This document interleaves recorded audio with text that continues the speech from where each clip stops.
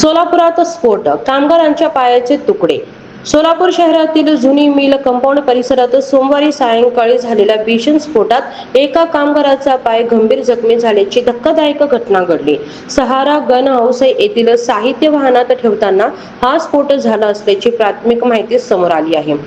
मिळालेल्या माहितीनुसार केदारनाथ सिद्धप्पा छत्रे, वय 53 वर्षे असे जखमी कामगाराचे नाव आहे. ते सहारा गन हाऊस येथे काम करत असल्याचे सांगण्यात आले. जुनी मिल कंपाऊंड परिसरातील रोडलगतच्या शॉपिंग सेंटर मध्ये सहारा गन हाऊसचे दुकान आहे. येथून MH45N 3813 क्रमांकाच्या वाहनातून काही साहित्य वाहतूक करण्यात येत होते. सायंकाळी साधारण 6:21 सुमारास संबंधित कामगार हे साहित्य वाहनांच्या डिक्कीत ठेवत होते. त्यावेळी साहित्य अचानक खाली पडताच मोठा स्फोट झाला. या स्फोटात त्यांच्या उजव्या पायाला गंभीर दुखापत झाली. घटनेनंतर काही काळ मदत यंत्रणा घटनास्थळी पोहोचली नसल्याचे प्रत्यक्षदर्शींनी सांगितले.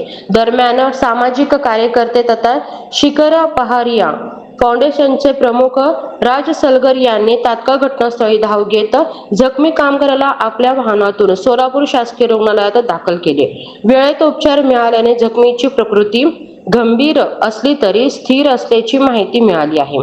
प्राथमिक माहितीनुसार संबंधित साहित्यामध्ये गंधक असल्याची शक्यता व्यक्त करण्यात येत आहे. गंधक हा ज्वलनशील पदार्थ मानला जातो, त्यामुळे अशा प्रकारच्या साहित्याची वाहतूक आणि साठवणूक नियमानुसार करण्यात आली होती. याबाबत प्रश्न उपस्थित होत आहे. दरम्यान या घटनेची अधिक चौकशी सुरू असून संबंधित यंत्रणांकडून तपास केला जात आहे.